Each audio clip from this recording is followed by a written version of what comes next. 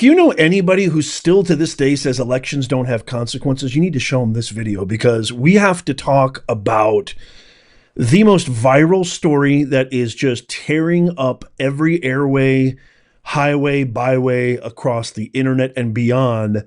Mark Zuckerberg, CEO of Meta, which controls and owns Facebook, WhatsApp, and Instagram, and so many other entities, Oculus, etc., has just announced today they are changing their policies to be more aligned with free speech and free debate. I'm going to share with you a video he posted today.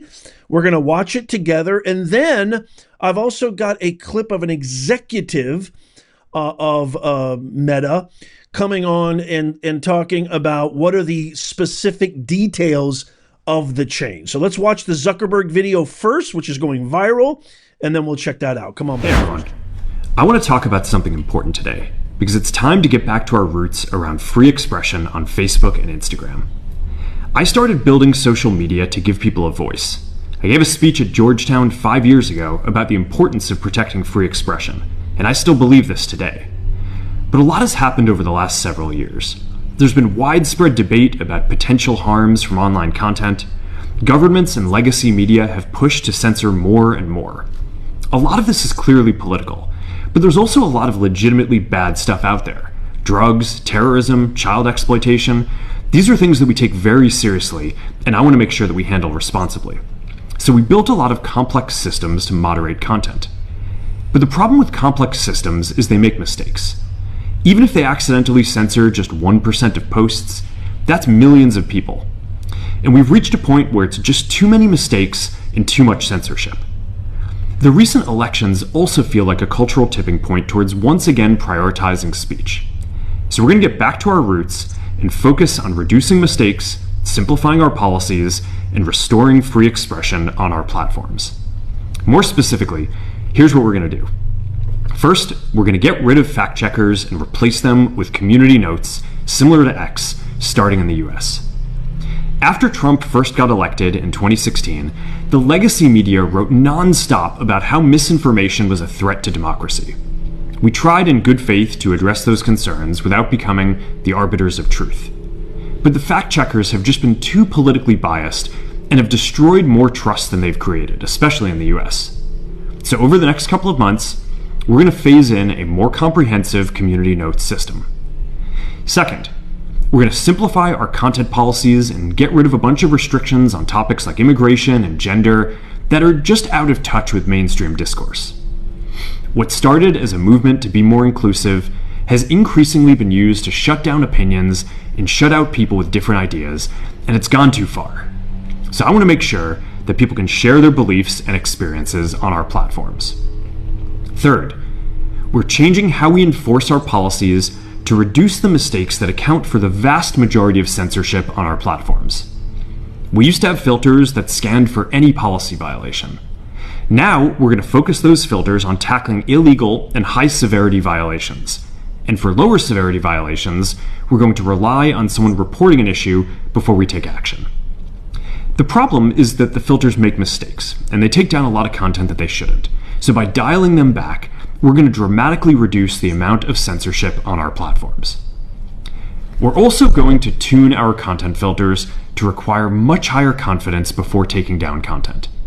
The reality is that this is a trade-off.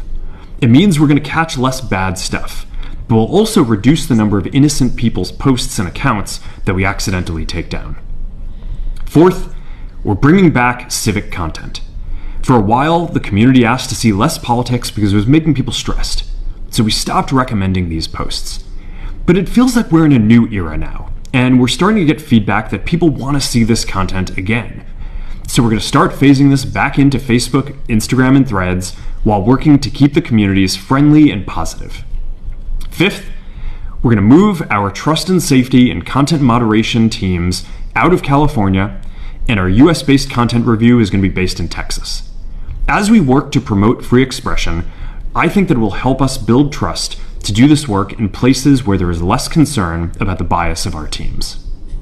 Finally, we're going to work with President Trump to push back on governments around the world that are going after American companies and pushing to censor more. The US has the strongest constitutional protections for free expression in the world. Europe has an ever-increasing number of laws institutionalizing censorship and making it difficult to build anything innovative there. Latin American countries have secret courts that can order companies to quietly take things down. China has censored our apps from even working in the country. The only way that we can push back on this global trend is with the support of the US government. And that's why it's been so difficult over the past 4 years when even the US government has pushed for censorship. By going after us and other American companies, it has emboldened other governments to go even further. But now we have the opportunity to restore free expression, and I am excited to take it. It'll take time to get this right, and these are complex systems. They're never going to be perfect. There's also a lot of illegal stuff that we still need to work very hard to remove. But the bottom line is that after years of having our content moderation work focus primarily on removing content, it is time to focus on reducing mistakes, simplifying our systems, and getting back to our roots about giving people voice. I'm looking forward to this next chapter. Stay good out there, and more to come soon. I can't wait to get your initial thoughts on this. So here's my take. I've said this many, many times before. I think the community-based sort of verification system that is implemented by X, which is truly emblematic of the free market of ideas, where you post something online, a bunch of people see it, people who normally would disagree vote if this is, something that is legit or not legit, and then that post will get a community note or not. That is 1,000,000,006 times effective than the New York Times, the Los Angeles Times, CNN, ABC, just posting anything that they want based on their political biases with zero fact-checking.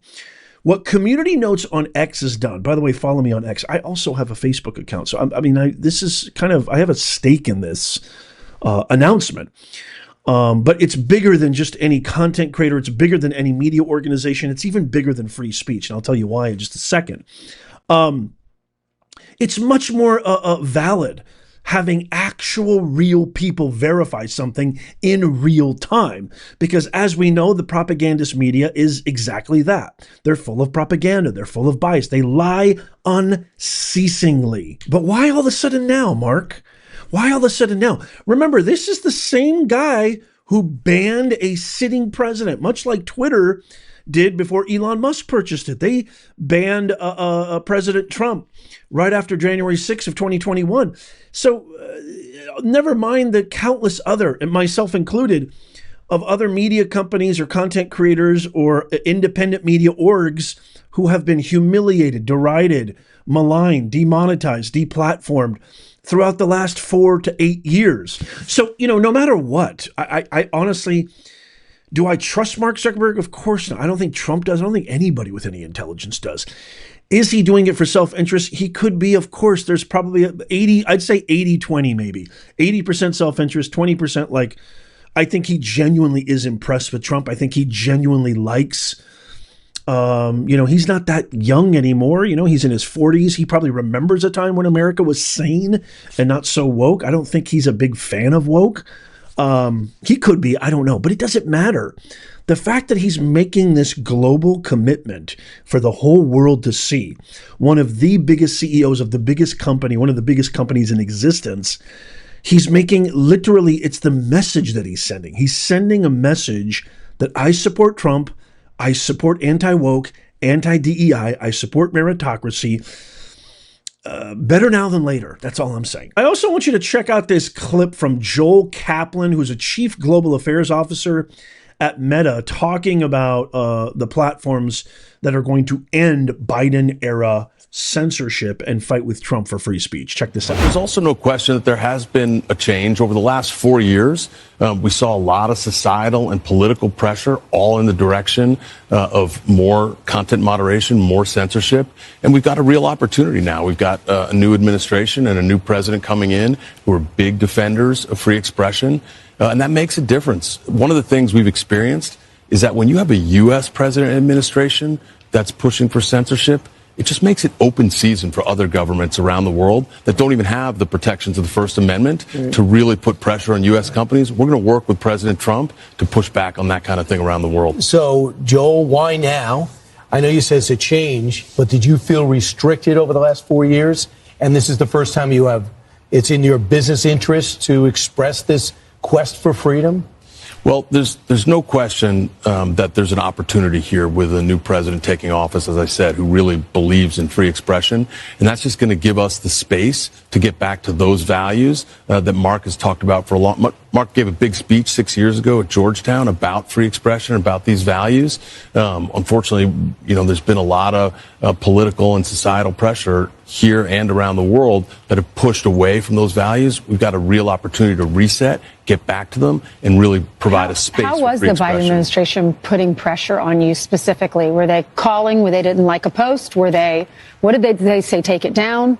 Yeah, so Mark talked about this in a letter he sent to the House Judiciary Committee a few months ago. That sort of outlined the way in which we got a lot of pressure around COVID in particular to take down more content, even things like humor and satire about the pandemic and about vaccines.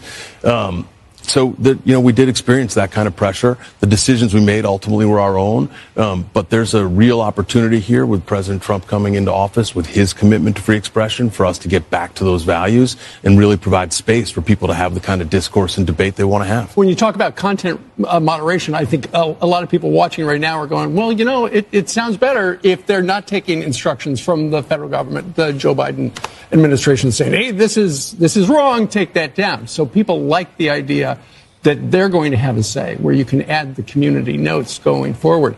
But ultimately, is this one of the things you're doing as a company to make sure that Meta and the other social media companies aren't regulated by Washington? Because that's the last thing you guys want.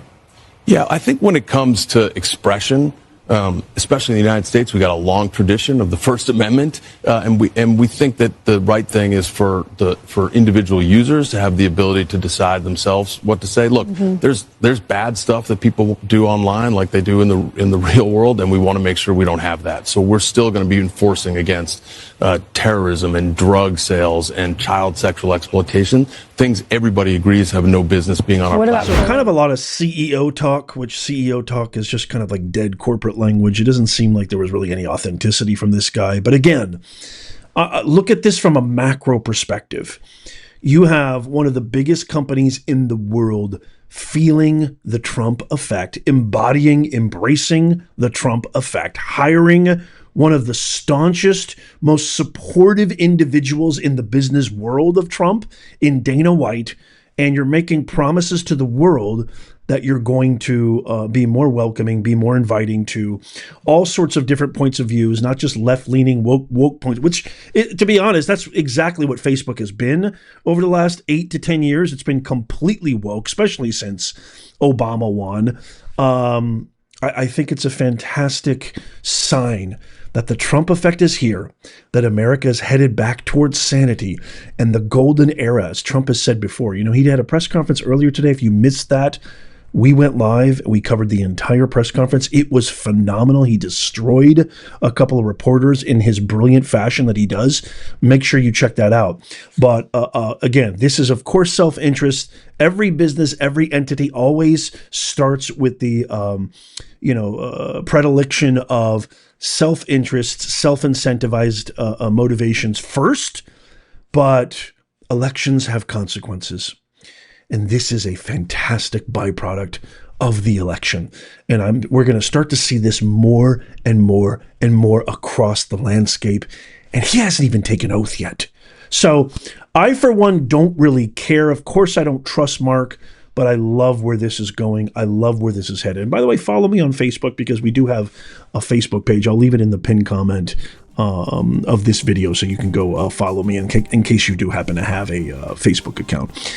Let me know what you think. Tap the thumbs up. Make sure you check out these videos coming up. This is the Trump press conference that we did earlier. Tap my face right there to subscribe and follow. And as always, may God bless you, and may God bless the USA. I'll see you soon.